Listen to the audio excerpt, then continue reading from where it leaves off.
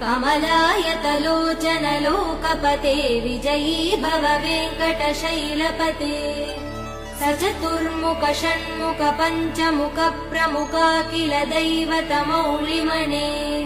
शरणागत वत्सल सारनिधे परिपालय मां वृषशैलपते अतिवेलतया तव दुर्विषहै अनुवेलकृतैरपराध सदैः हरितं त्वरितं वृषशैलपते परया कृपया परिपाहि हरे अधिवेङ्कटशैलमुदारमते जनताभिमतादिकदानरतात् परदेवदया गदितान् निगमै कमलादयितान् परं कलये कलवेणुरवा वसगोपवधू शतकोटिवृतात् स्मरकोटिसमात्